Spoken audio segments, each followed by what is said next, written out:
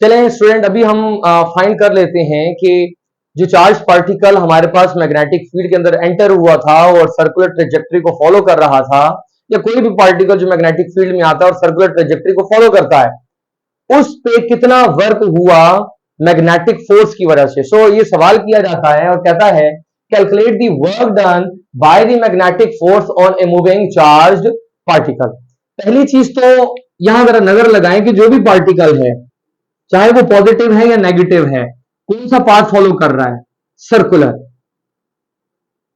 अब ये बात अपने जहनों में आपने रखनी है, और ये बात हम मैकेनिक्स में ऑलरेडी पढ़ चुके हैं फर्स्ट ईयर क्लास में, कि जब भी कभी वर्क किसी क्लोज्ड पाथ में होता है, चाहे वो सर्कुलर हो, ट्रायंगुलर हो, रेक्टेंगुलर हो, स्क्वायर हो, कोई भी ट्रिपेजियम हो, कोई भी क्लोज्ड पाथ हो, याद रखें कि टोटल वर्क किसी भी क्लोज्ड पाथ में जीरो होता है। तो पहली तो मैं यहां पर हिंट दे रहा हूं कि work in a closed path हमेशा कितना होगा? Equals to zero. ये जीरो के बराबर होने वाला है। Work closed equals to zero, हमेशा जीरो होगा। लेकिन क्योंकि अब यहां पर उसने मैग्नेटिक फील्ड के बारे में पूछा, तो थोड़ा सा इसको मैथमेटिकली अगर हम जस्टिफाई करने की कोशिश करें तो भी ऐसा जवाब दिया जा सकता है। वर्क का फॉर्मूला बच्चों हमें पता है, W इक्वल्स टू होता है एफ डी। ये हमारे पास आ गई मैग्नेटिक फोर्स, ये आ गई हमारे पास मैग्नेटिक फोर्स। एक तो लॉजिकली हमने आंसर कर दिया, क्योंकि हमने इसको फर्स्ट ईयर क्लास में बहुत सारे डिफरेंट पाथ्स के लिए फाइंड किया हुआ है, तो ये बात जहन में हमारे मौजूद थी कि वर्क इन क्लोज पाथ जो है हमेशा क्या होने वाला है? जीरो होने वाला है। तो हमने इसको जीरो कर दिया, फौरन से बताएंगे कि आंसर इज जीरो। लेकिन अगर मैं मैथमेटिकली कहता हूं और आप चाहते हो कि अपने आंसर के इंप्रेशन बढ़ाएं, तो आप इस आंसर के इंप्रेशन को बढ़ाने के लिए इक्वेशन की हेल्प ले सकते हैं। We know that W equals to F D. इस वक्त जो F है वो मैग्नेटिक फोर्स है, F है, और साथ में हमारे पास डिस्प्लेसमेंट है।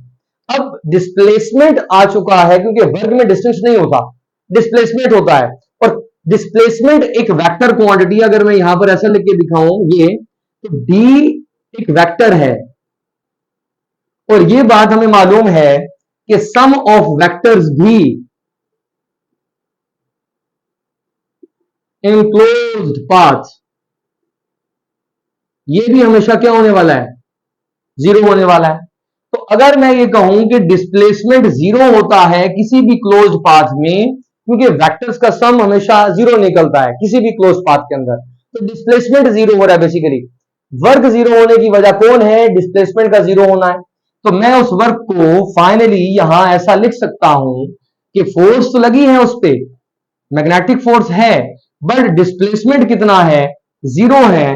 तो नेट वर्क अगर हम यहां पर निकालें इन क्लोज पाथ, तो हमें नजर आता है कि वर्क जीरो है। तो बच्चों यहां मैं एक बात और भी कंक्लूड कर सकता हूं कि हमारे पास अब दो फील्ड्स हम पढ़ चुके हैं, इलेक्ट्रिक फील्ड और magnetic field. Electric field work कर सकती है किसी भी मूविंग या चार्ज पार्टिकल पे, लेकिन मैग्नेटिक फील्ड जो है किसी भी चार्ज पार्टिकल पे वर्क नहीं कर सकती, क्योंकि इसकी जो मैग्नेटिक फोर्स होती है मैग्नेटिक फील्ड की, उसकी वजह से कोई भी चार्ज पार्टिकल वर्क नहीं करता, क्योंकि मैग्नेटिक फोर्स हमेशा किसी भी पार्टिकल को मूव करवाने लग जाती है इन सर्कुलर पाथ, यानी किसी भी पार्टिकल के पाथ को चेंज करती है, डिफ्लेक्ट करती है। अब जब मैग्नेटिक फोर्स किसी पार्टिकल के पाथ को चेंज करेगी, डिफ्लेक्ट करेगी, और वो पार्टिकल सर्कुलर पाथ में आ जाएगा, तो सर्कुलर पाथ में आ जाने का मतलब ये होगा कि उस पाथ के अंदर उस पार्टिकल को टोटल डिस्प्लेसमेंट जीरो हो चुका है। और जब जब डिस्प्लेसमेंट जीरो होगा, कोई भी वेक्टर क्लोज पाथ में जीरो होगा, तो वो हमें डिस्प्लेसमेंट बताएगा कि टोटल वर्क भी उस पाथ में जीरो होगा। तो आइंदा ये बात आपने याद रखनी है, मैग्नेटिक फील्ड और इलेक्ट्रिक फील्ड में से कौन सी फील्ड वर्क करवा सकती है? That is the electric field, जिसमें हम ऑलरेडी बात कर चुके हैं अपने पहले चैप्टर में। और आज हमने यहां पर देखा कि मैग्नेटिक फोर्स जो है ये पार्टिकल्स के जस्ट पाथ को चेंज करती है, ये डिफ्लेक्ट कर सकती है, लेकिन किसी पार्टिकल पे वर्क नहीं करवा सकती।